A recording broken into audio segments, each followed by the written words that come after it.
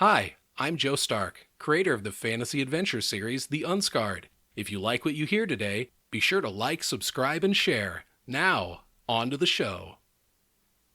On the world of Faereyas, a god made flesh is born every 500 years. These beings are known as the Chosen, but the world will come to call one of them the Unscarred.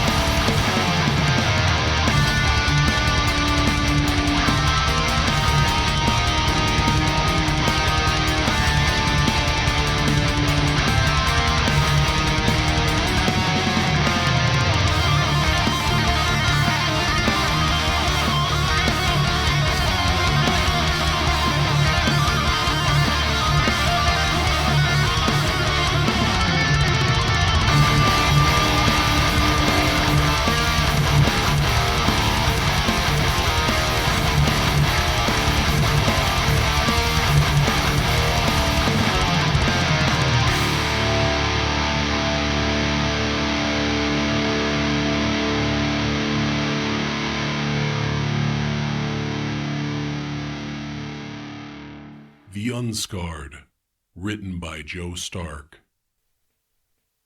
Chapter 1 Prisoners. The mountains loomed in the distance. Their immense size betrayed the eye, making them seem much closer than they truly were.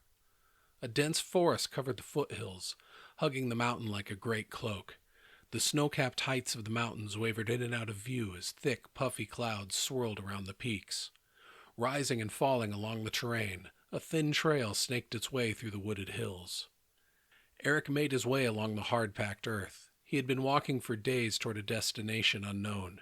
He had golden-hued skin and kept a short beard that did little to hide his squared, angular features. His dark hair was closely cropped, barely showing the effects of the stiff morning breeze. He wore black boots, dark clothing, and a brown hooded cloak made of rough-spun wool. As Eric walked, he kept his mind clear, focusing on the feeling in his chest. He felt as though he were being pulled about on a chain, but ever so gently, drawn to a place his feet had never trod. The feeling had led him through the mountains and into this forest. With each step forward, he felt it building inside. Coming to a stop atop a small rise in the trail, his green hazel eyes took in the scene before him. The rise in the trail opened upon a wide view of the woodlands below as it spread into a vast river valley fed from a tall waterfall in the distant mountains. Smaller waterfalls could be seen along the river's length as it cut its way through the wide valley. Herds of elk grazed on grassy hilltops in the distance. Far to the southeast, the forest opened into a vast rolling prairie. A thin line of smoke emanated from the trees below. The great stonewood forest of Caras Fawn was a vision of majestic beauty. The dense foliage of the stonewood trees presented a riot of color, painting the leafy canopy in various hues of green, yellow, orange, red, purple, and blue. The stonewoods were unique among trees, storing vast amounts of mineral content within a web of fibrous woody pulp. It was prized for its strength and beauty, but required a talented hand to work. Eric was versed in the history of the forest. Hundreds of years ago, the fourth chosen, Alana the Fallen, had seduced King Thenan, last of the Faeryn kings, and bade him to wage war upon the people of Caras Fawn, the Ka. The battle raged for days. The Faeryn soldiers, aided by dark magic from Alana the Fallen, had pressed deep into Caras Fawn, before being stopped south of the Ka city of Caras Din. Casualties mounted on both sides, and it appeared as though a stalemate was imminent. Alana knew that reaching such an impasse in the forest would be their undoing. The Ka were on their lands and the Faeryns were far from home. Supplies would dwindle and they would find themselves fighting a war of attrition. However, Alana would not be stopped, not when her goal was so very close. In ancient times, the Ka had been a race of powerful magic users. The passing of Faldor, the last Ka wizard king, had signaled the end of an age. Ancient texts referred to Caras Inn, a great subterranean city sealed beneath the towering peaks. It had been the seat of the Ka wizard kings of old. Tomes of power and artifacts capable of great destruction were rumored to have been buried with the dead Wizard King. Alana coveted power over all else, and nothing would stop her from claiming her prize. The fifth chosen, James the Shepherd, confronted Alana in a glen of stonewood trees near Karas Din and put a stop to her conquest. In a desperate ploy, she cast a powerful spell of destruction, drawing upon the life forces of everything around her. She turned the landscape and the warring soldiers to dust. Only the stones survived the terrible onslaught. Alana died in the attempt, along with every living thing in the nearby area. Nothing remained but pillars of dead stonewood trees, jutting forth from the blighted soil like the skeletal fingers of giants long since dead and buried. So much destruction at the hands of a single chosen. Eric shook his head at the thought. The chosen were living gods, imbued at birth with the power of the Creator. Every 500 years another was born. The youngest two shared the full scope of the power. It was said they were tasked with carrying out the will of the Creator. Eric stopped and felt the weight of the world suddenly resting on his shoulders. Only a month before, he had learned, thunk! An arrow slammed into the ground between Eric's feet. He jumped back in surprise. 2 Ka warriors stepped out of the surrounding foliage. Eric dropped his staff to show he meant no hostility. They were the first people he had seen in days, but further, they were the first Ka he had ever laid eyes upon. Thousands of years before, at the dawn of the First Age, the people known as the Ka arrived on the western shores of Faereyas and made the densely forested mountainous region their home. The Ka people tended toward fair-skinned and tall with blonde to red hair and piercing blue eyes. Their warriors wore plated armor and helms made from the carcass of a giant mantis. Ka warriors were known to kill a mantis and build their armor from the exoskeleton. Each warrior's armor had a slightly distinctive look and color, testament to the mantis they had battled to the death. The pair of warriors carried steel swords and recurved bows. They spoke to each other in their native Ka tongue. "Another Goldie, and this one travels unarmed and without goods," said the taller of the pair. His armor was shot through with green highlights and shimmered in the light. "Put an arrow in his chest and let's be done with him," said his companion. He was a dour man with a constant frown. A long ragged scar crossed the man's face. His red armor was equally scarred and worn, a fitting match to the warrior's battered visage. Though the words sounded strange to his ears, Eric found he could understand them. Seeking to de-escalate the pair of warriors from violence, he said, "Friends, please, what's the trouble?" Again, the words felt foreign to Eric, but he could see the effect they had on the Ka. Both warriors seemed taken aback. Shocked looks of confusion showed upon their faces. "How does this one speak Ka?" asked the warrior in green. The scarred warrior only gave a look of annoyance in return. "Let's bring him along with the other. They'll be wanted for questioning," said the warrior in green. The scarred man grabbed Eric by his arm and began lashing his wrists together. Eric allowed himself to be tied, but pleaded, "This is really unnecessary." The scarred warrior backhanded Eric across the face. "If you give us any trouble, you die." Eric gave him a dark look in return. "Let's hope it doesn't come to that." The scarred warrior only scowled and shoved him forward. "Move it." Resuming his journey, Eric led the way down the trail, walking deeper into the forest, with his captors closely behind. The Ka camp was well hidden. Small tents made of tanned hides hugged the ground. Their soft leather exteriors had been dyed brown and green to look like small hillocks when viewed from a distance. A pair of warriors were hunched before a cook fire. Sitting on their helmets, they spoke in hushed tones while a third warrior stood watch on a nearby rocky outcropping. Eric was led to a tree in the center of the camp where a lone man sat.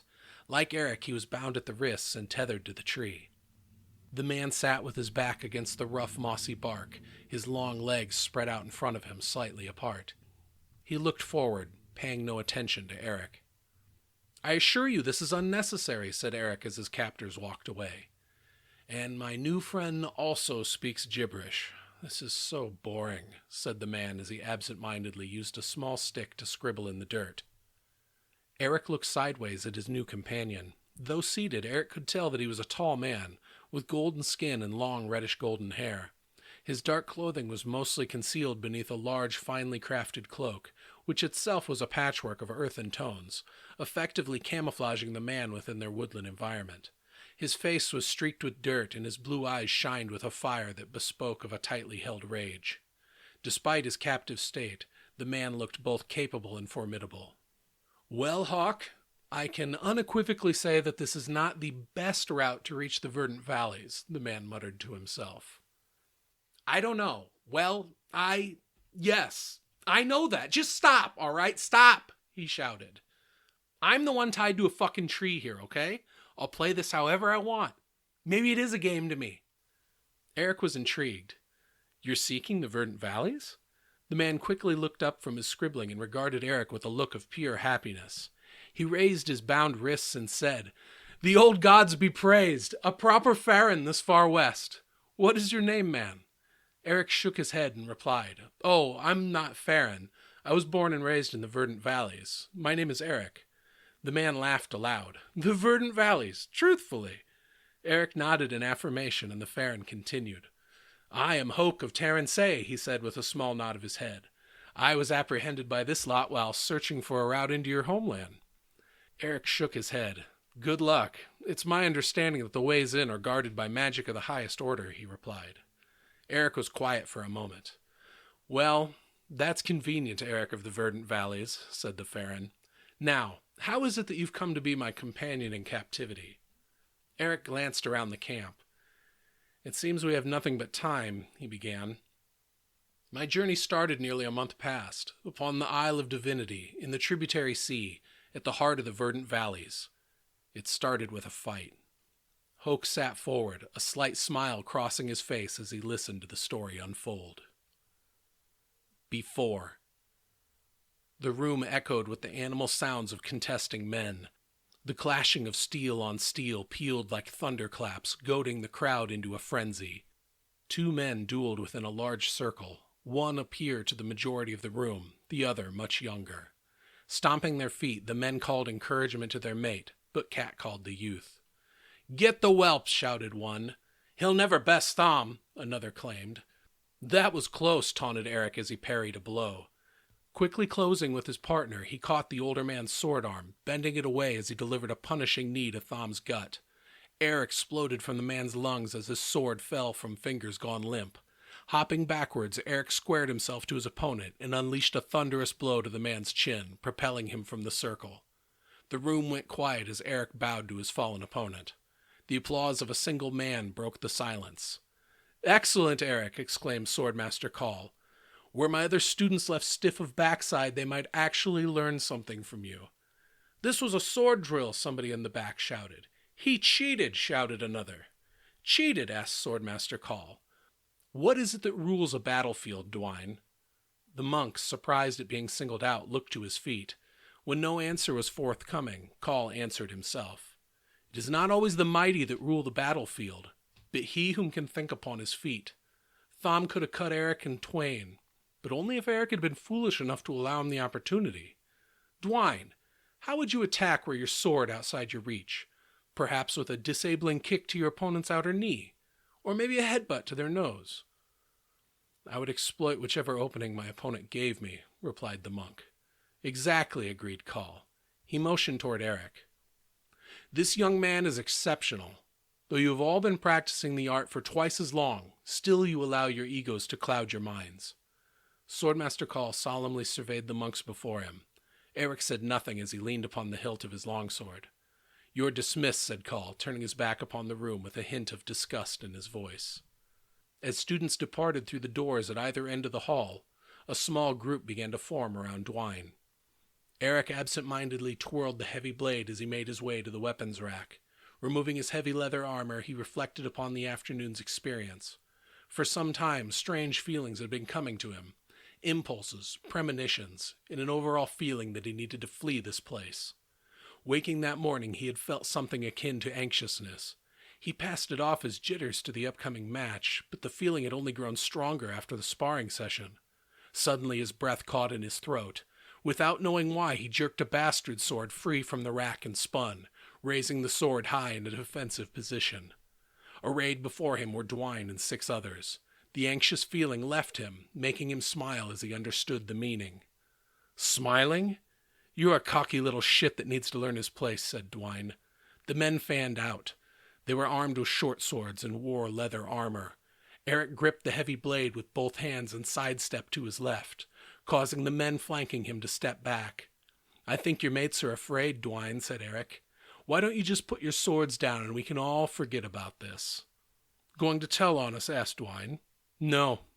I'll just put a sword through you," said Eric darkly, the words surprising him as they left his mouth.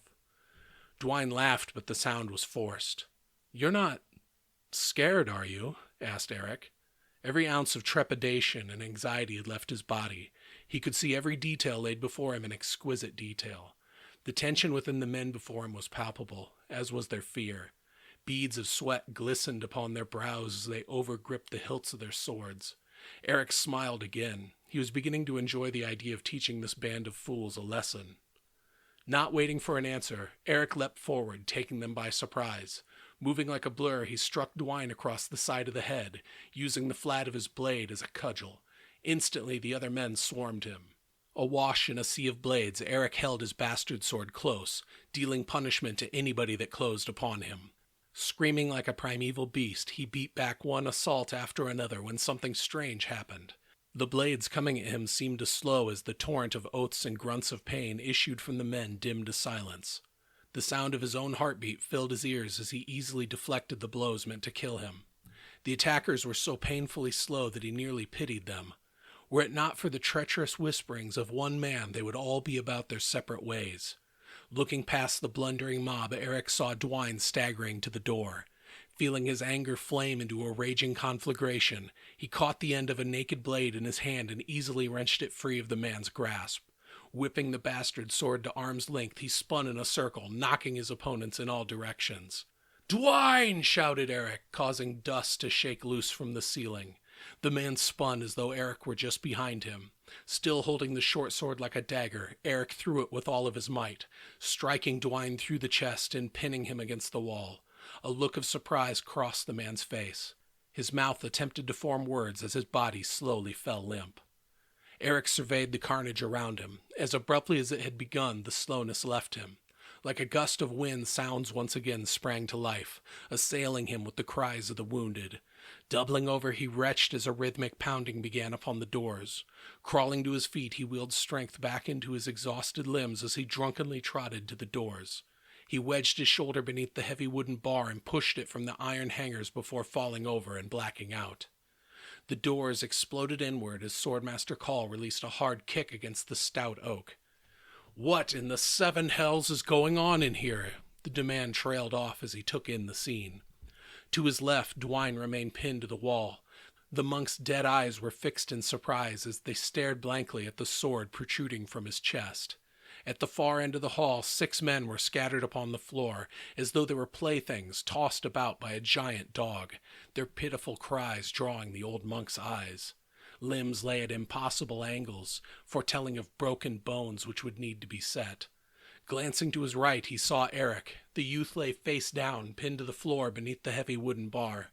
Call rushed to his side, shouting at the students gawking at the carnage to remove the beam. He gasped in shock as he rolled the young man over. Eric was covered in blood. The old man ordered for water and splashed the youth with a bucket. Eric bolted upright, sputtering water. "Are you all right?" asked Call.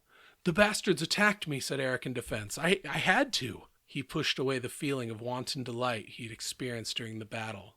"The scene is clear," said the old swordmaster. "Now are you all right?" "Let me tend to your wounds," said Call, motioning to Eric's tattered, blood-stained robe. "We need to act fast. It looks like you've lost quite a bit of blood." Call had seen before the kind of damage blades could do to human flesh. The old monk gingerly pulled back Eric's sleeve. The garment had been shredded and soaked through with blood. He steeled himself for the grisly sight he was about to see, but nothing could have prepared him for what greeted his eyes. Not a single wound showed upon Eric's golden skin.